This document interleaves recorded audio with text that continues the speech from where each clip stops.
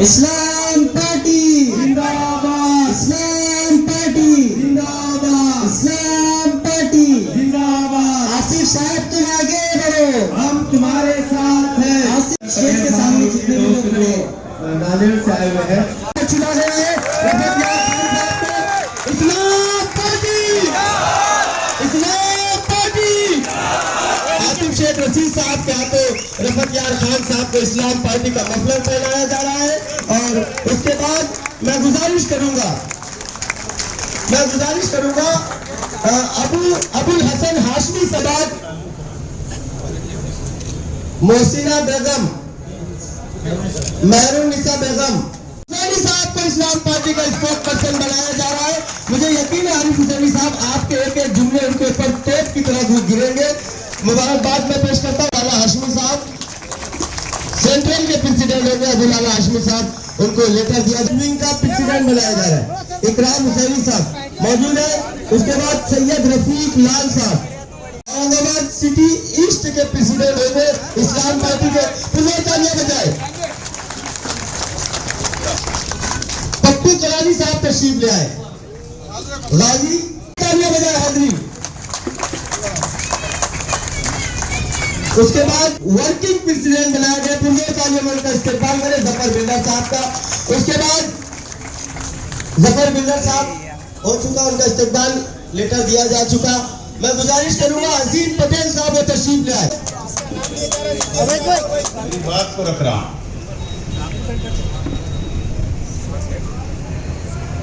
और आपके सामने स्क्रीन भी लगी हुई।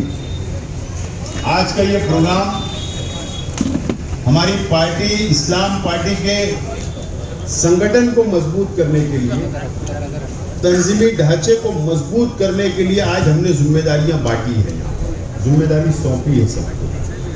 जिन लोगों को पार्टी की जिम्मेदारी दी गई मैं उनको भी बहुत बहुत मुबारकबाद पेश करता हूँ। ये कोई बहुत बड़ा जलसा नहीं है, ये प्रोग्राम है।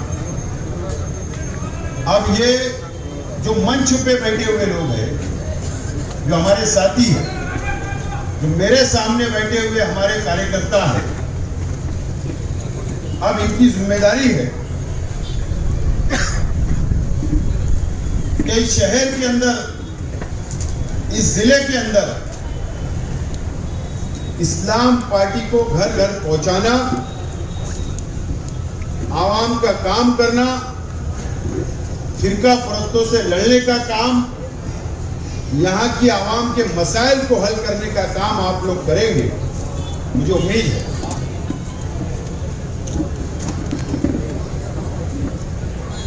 और आपको लड़ना भी है और जीतना भी। डरने की जरूरत नहीं है। बहुत मुश्किलें आती है जब सियासत के अंदर हम है, बहुत तकलीफ का सामना करना पड़ता है, डिपार्टमेंट का सामना करना पड़ता है, क्योंकि हमारे मुखालिफ ये चाहेंगे कि इस्लाम पार्टी औरंगाबाद शहर के अंदर बढ़ ना पाए, मजबूत ना हो पाए। इसके लिए पूरी ताकत लगाने का काम किया जाएगा। और हमारी जो मध्य मुकाबले पार्टी है, ये शिवसेना और भारतीय जनता पार्टी से मिलकर आप लोगों को रोकने का काम भी करेंगे। तो इसलिए आपको डरना नहीं है, लड़ना है, ताकत से लड़ना है और लड़कर ये शहर को जीतना है। ये शहर की आवाम के दिलों के अंदर हमको जगह बनाने का काम करना है। और इस्लाम पार्टी आपके साथ मजबूती के साथ खड़े रहेगी, मैं आपको इस बात का यकीन दिलाता हूं।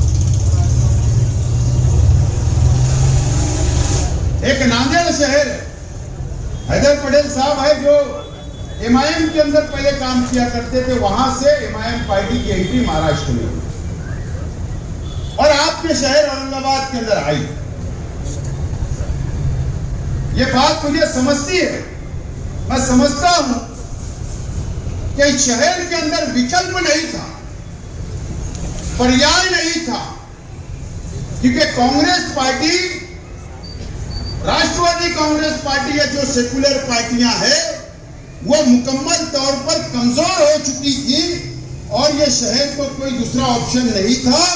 इसके लिए इमाम को पसंद कर रहे थे, मजबूरी में पसंद किया जा रहा है, खुशी से नहीं, क्योंकि मुसलमान कुछ भी कर सकता है, लेकिन शिवसेना और भाजपा को कभी वोट नहीं दे सकता। इसके लिए इमाम को वोट देकर हर मर्तबा यहां पर कामयाबी दिलाने का काम यहां की आवाम ने की है। ये बात ये शहर को भी समझती है, शहर के बासाओं लोगों को भी इस बात को समझते हैं वो भी। और आज आप लोग विकल्प के तौर पर आप लोग सामने आ रहे हैं, इसके लिए आपको रोकने की कोशिश की जाएगी, लेकिन हमको रुकना नहीं है, बल्कि लड़ना है, आवाम के लिए लड़ना है। और इस शहर को बचाने का काम अब आप लोगों को करना होगा, हम आपके साथ। शहर की आवाम ने एमएलए चुन कर दिया, शहर को क्या मिला, शहर का कौन सा विकास हुआ, शहर का कौन सा डेवलप हुआ, शहर के कौन से बच्चों को रोजगार मिला, कौन से बच्चों को तालीम मिली, या कौन से बच्चों को यहाँ की आवाम के लिए बहुत बड़ा हॉस्पिटल बना दिया गया। वादे तो बहुत किए गए, उद्घाटन तो हॉस्पिटल के बहुत किए गए, स्कूल का वादा किया गया कि मुसलमानों के लिए, इस शहर के लिए बहुत बड़ा एजुकेशन कैंपस तैयार किया जाएगा, तालीमी अदारा बनाया जाएगा, बड़ा हॉस्पिटल बनाया जाएगा, लेकिन आज तक सिर्फ वो टिकट मारा गया, एक ईंट भी नहीं रखी गई ना। ये वादा किया गया, जमीन बेच दी गई। मालेगांव के अंदर भी ऐसा ही हुआ था। मालेगांव के अंदर भी जब एंट्री हुई तो जमीन खरीदी गई किसी ट्रस्ट के नाम, लेकिन जगह अभी 6 महीना पहले बेच दी गई, हॉस्पिटल नहीं बना। ये हर जगह धोखा देने का काम करते हैं, हर जगह मुसलमानों को धोखा मिला है, ये शहर को भी धोखा मिला है। एमएलए कॉर्पोरेटर चुन कर गए। अरे आपने तो तारीख लिखने का काम किया था कि औरंगाबाद डिस्ट्रिक्ट ने यहां से लोकसभा के अंदर इमाम को उम्मीदवार चुन कर दिया। क्या सेंट्रल गवर्नमेंट से लाए, क्या विकास हुआ, क्या डेवलप हुआ? यहाँ के मुसलमानों का कोई डेवलप नहीं हुआ, कोई विकास नहीं हुआ, लेकिन मन्नत बंगला जरूर बन गया, बना ना। उनका विकास हुआ, उनका डेवलप हुआ, लेकिन ये शहर के लोगों का कोई विकास नहीं हुआ है। ये शहर जानता है, ये शहर समझता है, और ये शहर महसूस कर रहा है, और ये शहर इंतजार कर रहा है अब कोई चुनाव आ जाए, कोई इलेक्शन आ जाए। ये बात मैंने महसूस किया हूं, क्योंकि औरंगाबाद और मालेगांव का ताल्लुक बहुत गहरा है। जब यहाँ के लोग आते तो जरूर ये बात का जिक्र करते हैं, जरूर जिक्र किया जाता है।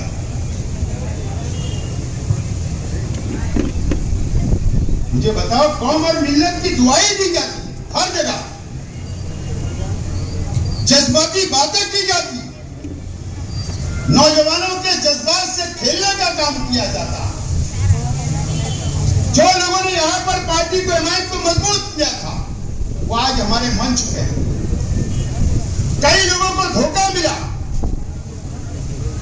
टिकट के नाम पर कॉर्पोरेशन के इलेक्शन 50 लाख रुपए का टिकट बेचा गया, 25 लाख का बेचा गया, सौदा किया गया, सौदा, और टिकट दिए गए जिनके अंदर काबिलियत नहीं थी। उन लोगों को टिकट सिर्फ इस बुनियाद पर मिला कि उन्होंने लाखों रुपया दिया और टिकट बेचकर पैसा और धंधा व्यापार करने का काम किया गया। ये किस लिए किया जाता? इस औरंगाबाद के मुसलमानों के नाम पर। यहाँ के नौजवानों के जज्बात के साथ खेला गया, माँ बहनों के जज्बात के साथ खेला गया, यहाँ की आवाम के जज्बात के साथ खेला गया, और रुपया पैसा लेकर कॉर्पोरेशन का भी टिकट दिया गया इस शहर के अंदर।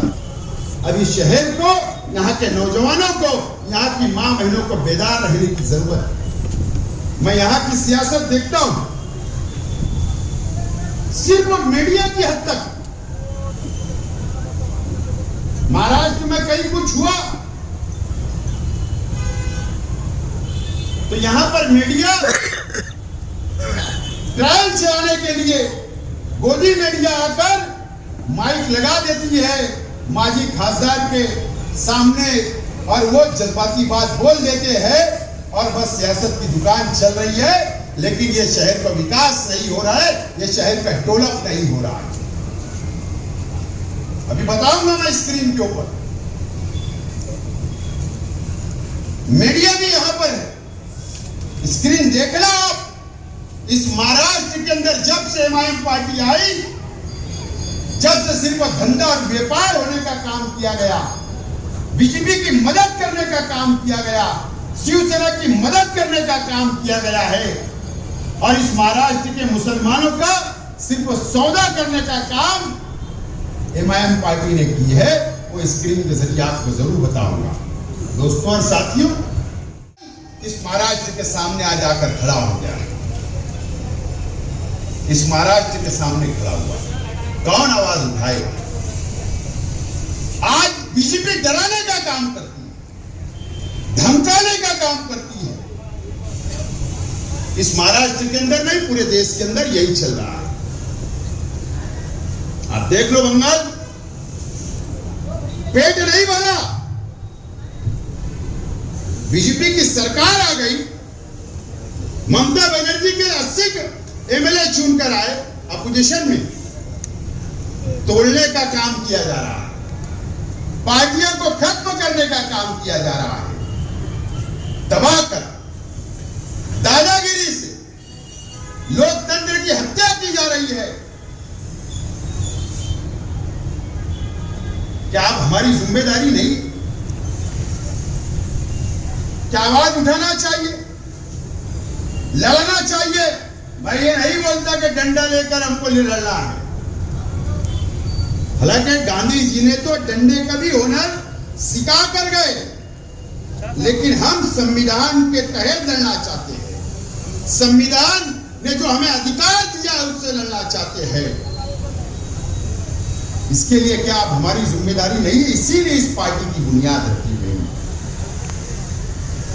इसीलिए रखी गई। अगर हम नहीं लड़ेंगे, नहीं आवाज उठाएंगे और ऐसी पार्टियों को अगर हम नहीं जानेंगे, तो अगर आज किसी दूसरी बहन के साथ या दूसरे भाई के साथ हो रहा है, कल आपके भाई के साथ, मेरे भाई के साथ, आपकी बहन के साथ, मेरी बहन के साथ भी इस राज्य में होगा और इस देश के अंदर। तो आज हमारी जरूरत है इस बात की कि हमको मुत्तहिद होकर लड़ने की जरूरत है। इसके लिए इस पार्टी की बुनियाद रखी गई। हम तंजीमी ढांचा मजबूत कर रहे हैं, पूरे महाराष्ट्र के अंदर संगठन को बढ़ाने का काम कर रहे हैं। हम लड़ेंगे, अगर कोई अत्याचार करेगा, कोई नाइंसाफी करेगा, तो हम जरूर उनसे लड़ने का काम करेंगे। आज तो अफसोस होता है, अफसोस बहुत होता है कि एक रास्ता बचा था, जो न्यायपालिका। इंसाफ सरकार नहीं देगी, हमें पता है, लेकिन उसके बाद हमको कोर्ट में जाना पड़ता है इंसाफ मांगने के लिए। सब कोर्ट ऐसी नहीं है, लेकिन ये देश ने, इस दुनिया ने ये भी देखा कि बाबरी मस्जिद का फैसला जो सुप्रीम कोर्ट के जज ने सुनाया था, उस मामले में वो चीफ जस्टिस को राज्यसभा का मेंबर बना दिया जाता है। जो 4 जज में ये भी शामिल थे जिनको राज्यसभा का मेंबर बनाया गया, प्रेस कॉन्फ्रेंस लेते हैं कि हमको सरकार का दबाव है। अगर सुप्रीम कोर्ट के जज बाहर आकर बैठकर ये प्रेस कॉन्फ्रेंस लेकर ये बात करते हैं कि सरकार का दबाव है, तो हम इंसाफ कहां मांगना है?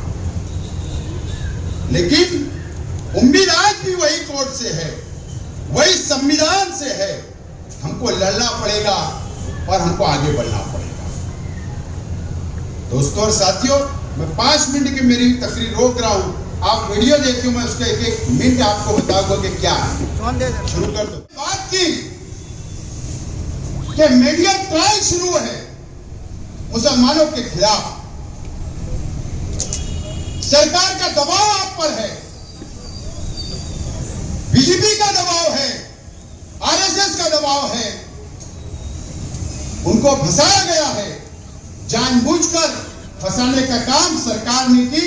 मैंने उनसे कहा कि आपने नहीं, आप पर दबाव होगा। जाके हमने मीटिंग की। अभी मैं औरंगाबाद आया तो मैं नासिक से चला रहा हूं,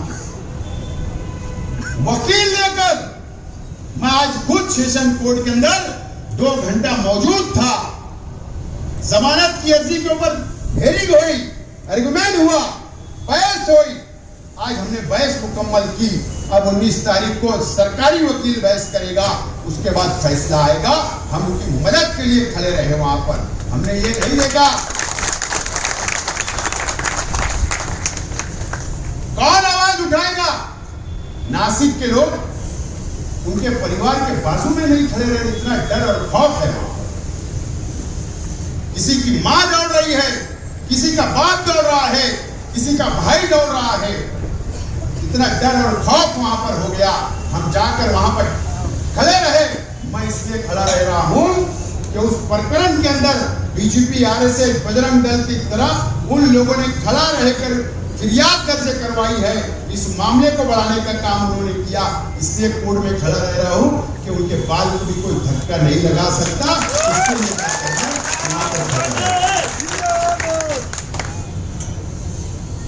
लॉ जात के नाम पर पूरे महाराष्ट्र में